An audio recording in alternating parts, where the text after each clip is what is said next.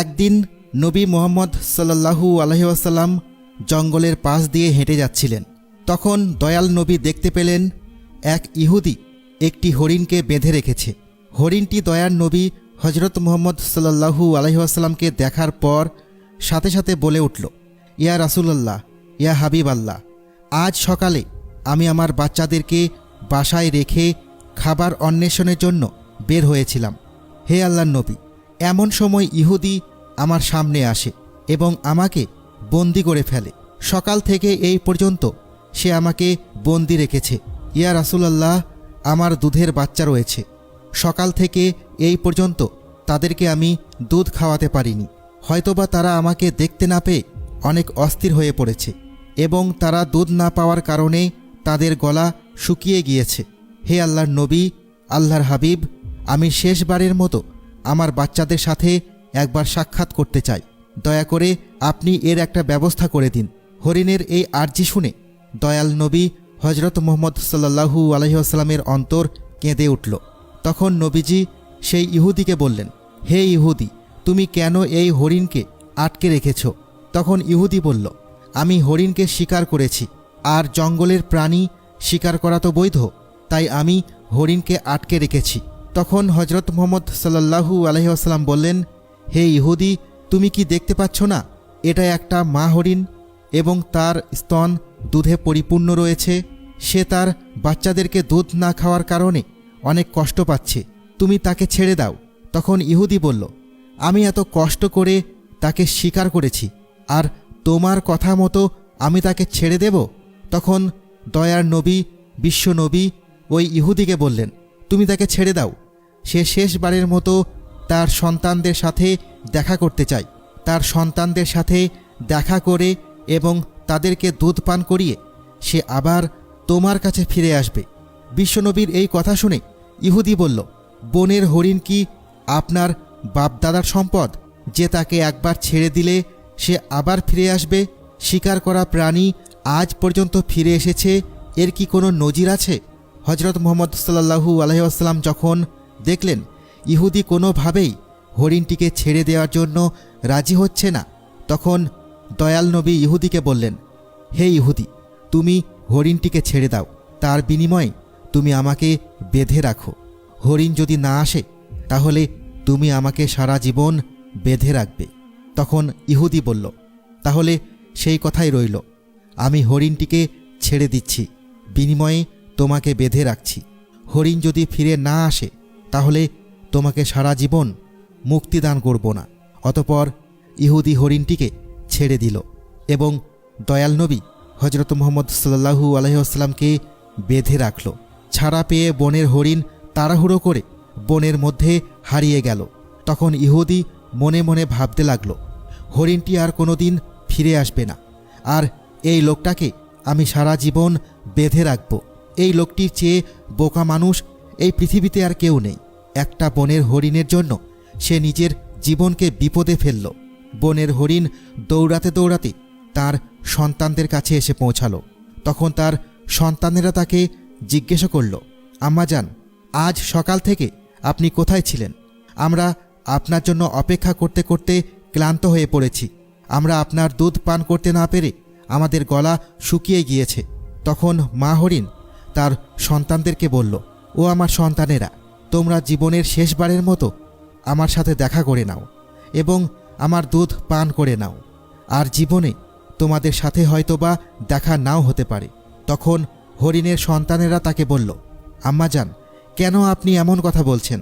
কেন জীবনে আর আপনার সাথে দেখা হবে না? মা হরিণ তাদেরকে বলল, ওহে বৎসরা, তোমরা তাড়াতাড়ি করে আমার দুধ পান করো। আজ সকালে যখন আমি খাবার অন্বেষণের জন্য বের হয়েছিলাম তখন এক ইহুদি আমাকে বন্দি করে ফেলেছিল।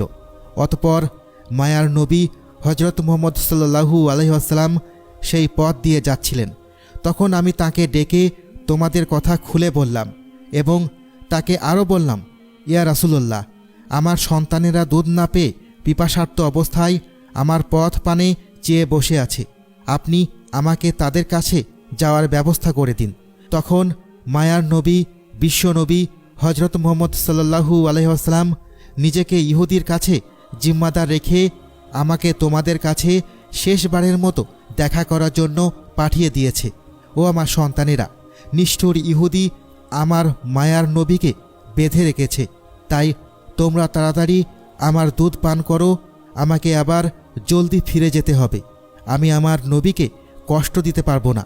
যখন হরিণের সন্তানেরা শুনল তাদের মা মায়ার নবীকে বেঁধে রেখে তাদের সাথে শেষবারের মতো দেখা করার জন্য এবং তাদেরকে দুধ পান করানোর জন্য এসেছে, তখন হরিণের সন্তানেরা বলে উঠল, ও আম্মাজান, আপনি কিভাবে ভাবলেন মায়ার নবী ইহুদির হাতে বন্দী রয়েছে, আর দিনের নবীকে বন্দী অবস্থায় রেখে আমরা আপনার দুধ পান করব?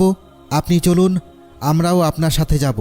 দয়াল নবী হজরত মুহাম্মদ সাল্লাল্লাহু আলাইহি ওয়াসাল্লামের কোনো কষ্ট আমরা সহ্য করতে পারবো না। অতপর হরিণ ও তার সন্তানেরা দয়াল নবী হজরত মুহাম্মদ সাল্লাল্লাহু আলাইহি ওয়াসাল্লামের মায়ায় তার কাছে যাওয়ার জন্য রওনা করল।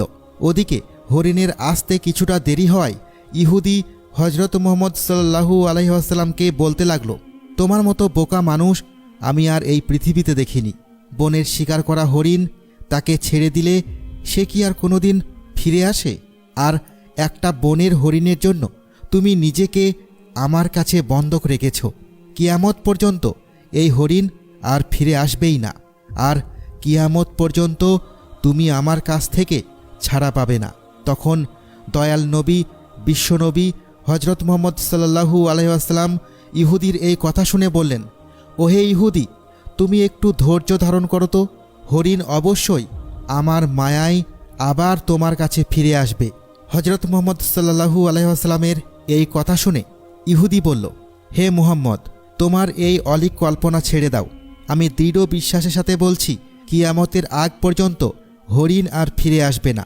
এইভাবে কিছুটা সময় কেটে গেল, আর ইহুদি মনে মনে ভাবতে লাগলো, মুহাম্মদকে আটকে রেখে বড় রকমের একটা অর্থ তার সঙ্গীদের কাছ থেকে আমি উসুল করে নিতে পারবো। বনের হরিণ কি জীবনে কারোর মায়ায় ফিরে আসে? এই লোকটা একটা বেকুব ছাড়া আর কিছুই নয়। এইভাবে আরও কিছু সময় অতিবাহিত হওয়ার পর ইহুদি দেখল বনের হরিণ শুধু নয়, বনের হরিণের সাথে তার সন্তানেরাও ফিরে এসেছে। এই দৃশ্য দেখে ইহুদি অত্যন্ত অবাক হয়ে গেল। তখন দয়াল নবী বিশ্বনবী হজরত মুহাম্মদ সাল্লাল্লাহু আলাইহি ওয়াসাল্লাম হরিণকে জিজ্ঞাসা করলেন, ওহে হরিণ, তুমি তোমার সন্তানদেরকে কেন নিয়ে এসেছ? কথা তো ছিল তুমি একাই ফিরে আসবে।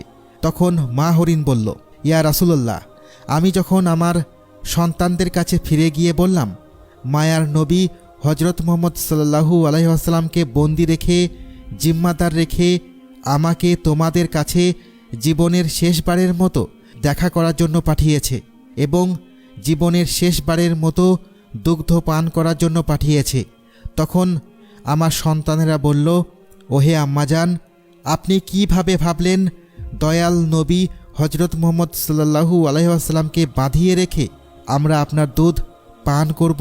ইয়া রাসূলুল্লাহ, তখন আমার সন্তানেরাও আমার সাথে রওনা করে চলে এসেছে। হে আল্লাহর নবী, আপনার সাথে বেয়াদবি করার জন্য আপনি আমাদেরকে ক্ষমা করে দিন। এতক্ষণ পর্যন্ত আমরা আপনাকে কষ্ট দিয়েছি।